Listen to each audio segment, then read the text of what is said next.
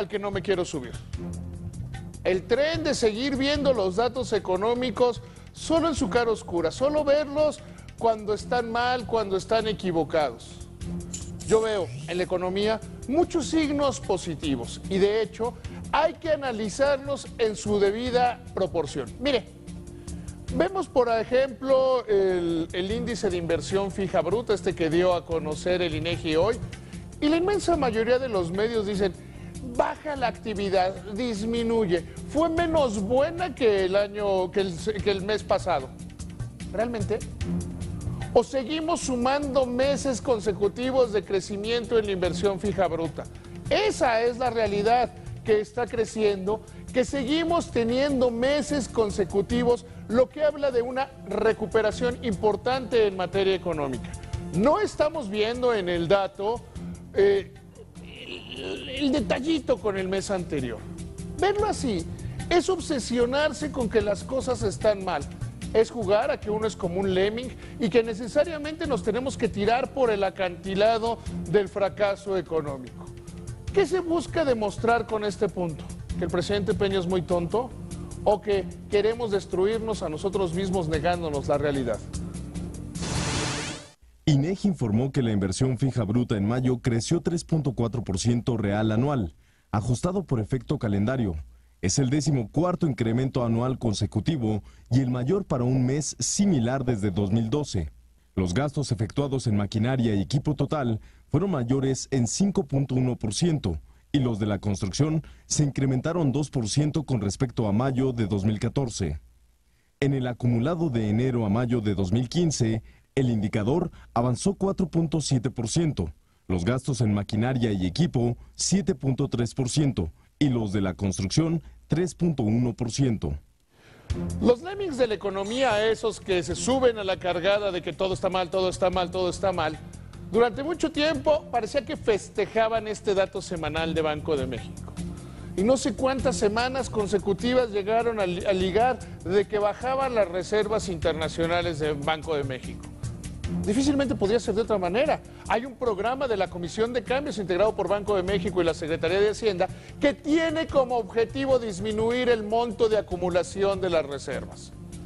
Estos lemmings, que son de las únicas raza, salvo los humanos, que analizan economía, que les da por suicidarse, todos persiguiendo quién sabe qué, hoy tuvieron problemas para justificar este dato. A pesar del anuncio del aumento de la disminución de reservas, a pesar de las nuevas medidas de Banco de México, a pesar de la volatilidad en el tipo de cambio, Banco de México terminó acumulando reservas, teniendo un crecimiento positivo en las reservas, que de suyo no es ni bueno ni malo. Tenemos aproximadamente 191,000 millones de dólares de reservas, pero le cerró la boca a los que se la viven festejando los malos datos económicos. Banco de México informó que las reservas internacionales presentaron un leve aumento semanal de 48 millones de dólares, con un saldo de 190.759 millones de dólares, como resultado de las compras del gobierno federal, la asignación en las subastas diarias sin precio mínimo y la subasta de 200 millones de dólares con precio mínimo, autorizada el jueves por la Comisión de Cambios. En lo que va del año, las reservas internacionales registran una disminución acumulada de 2.480 millones de dólares respecto al cierre de 2014. Hace una semana, seguramente recuerda y seguramente lo vio en algunos medios, donde de último momento el tipo de cambio rompe la barrera y rompe la barrera y estaban enloquecidos. Ciertamente había mucha volatilidad ante, por un lado, la reunión del sistema de la Reserva Federal que se dio el miércoles, la reunión de la Junta de Gobierno de Banco de México del jueves y esta volatilidad que se generó durante la semana pasada de una manera particularmente elevada. Que decían, el peso ya pasó los 16 dólares y sigue subiendo, y 16.50 y sigue subiendo, y a partir de ahí comenzaron a construir historias de hiperinflación, de daño económico, de no sé cuántas cosas. Permítame que ahorita no me concentre en la inflación, porque será una pieza que hablaremos un poco más adelante. Pero otra vez, ¿dónde están los lemmings de la economía? Esos que decían que ya irremediablemente íbamos al desbarrancadero, que las medidas anunciadas por la Comisión de Cambios para defender al peso, que nunca lo han sido, son para dar liquidez y para evitar la especulación o por lo menos frenarla, estaban funcionando. ¿Dónde están? Habría que preguntarles dónde se encuentran ahora que el tipo de cambio se encuentra realmente en un momento bastante bueno, a pesar de la caída que continúa en el precio del petróleo. En la jornada de hoy, el dólar fix cerró en 16.17 pesos, 6 centavos más respecto a la sesión anterior, equivalente al 0.37%. El dólar interbancario se cotizó en un rango de entre 16.14 y 16.27 pesos por dólar, mientras que en el mercado de menudeo, el billete verde se cotizó en promedio en 15.85 pesos a la compra y hasta 16.57 pesos por dólar a la venta. Por su parte, los precios del petróleo West Texas y del Brent se recuperan 0.60 y 0.38% respectivamente. Mientras hay estas preocupaciones que poco tienen que ver con la vida real, o por lo menos poco tienen que ver con aquellas cosas que podemos controlar, hay otros temas que sí son mucho más importantes. Desgraciadamente, las personas, los negocios, estamos más ocupados en temas que no controlamos, en angustiarnos por aquellas cosas que no tienen que ver con la economía nacional, como es la volatilidad en el tipo de cambio, la crisis de Asia, la caída de Grecia y todo lo demás, y poco nos preocupamos por nosotros mismos. Usted, que seguramente es de esos lemmings económicos, pues espero que no.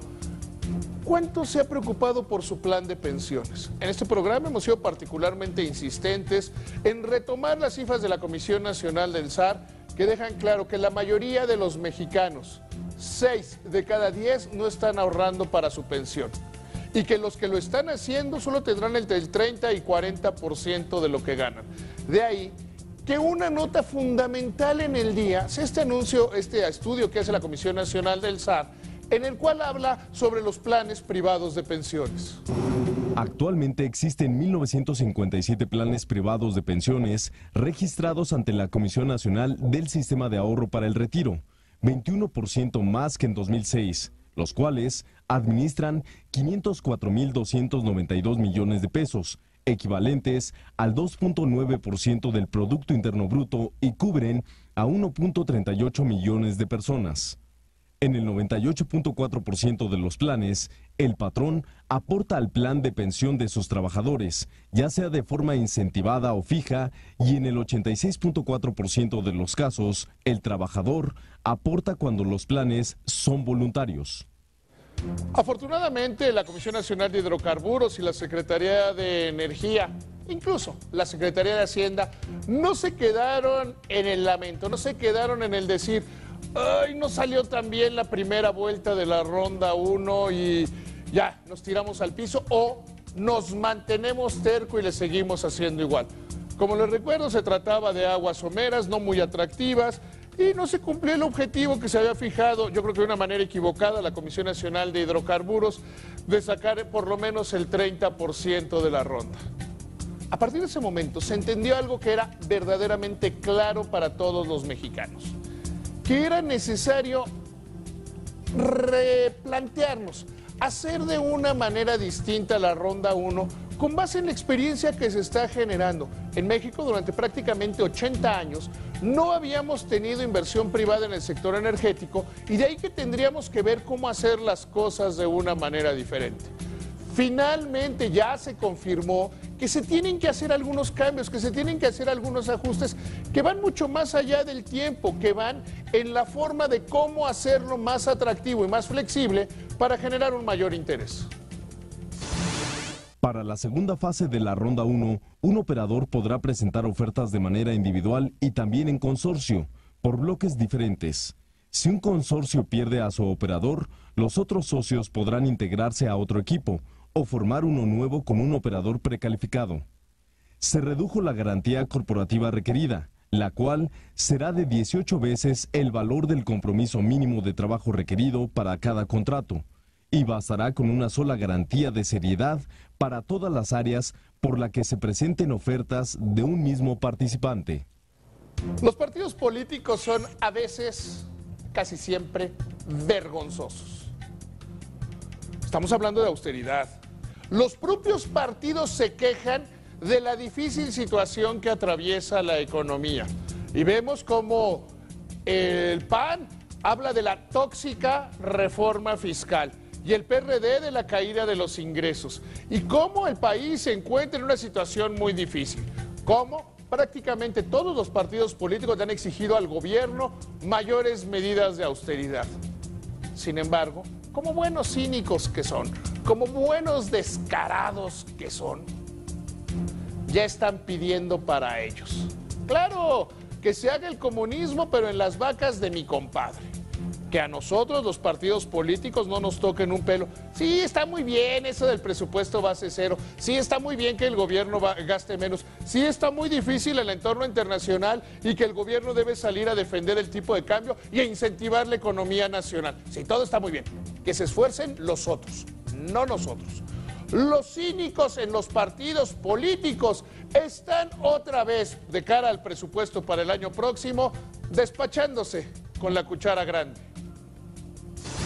El Instituto Nacional Electoral analiza solicitar a la Cámara de Diputados un presupuesto de 3,000 millones de pesos para el financiamiento ordinario de los partidos políticos en 2016, los cuales también recibirán financiamiento de los organismos públicos locales electorales. Asimismo, a los estados donde habrá elecciones en 2016 se les otorgarán los recursos correspondientes para campañas. El consejero del INE, Benito Nasif, señaló que en las elecciones pasadas el número de partidos creció de 7 a 10, pero la bolsa de recursos fue la misma. Benito Nasif, productividad es hacer más con menos. Todos, absolutamente todos, y en particular quienes dependen de los impuestos, del sacrificio de los que trabajan, deben ser más productivos y más eficientes. Benito Nasif y miembros del INE, ya basta de hacer una democracia tan cara. Podríamos tener una democracia como la que tenemos, pero mucho más barata. Por favor, dejen de robar. Gracias, buenas noches.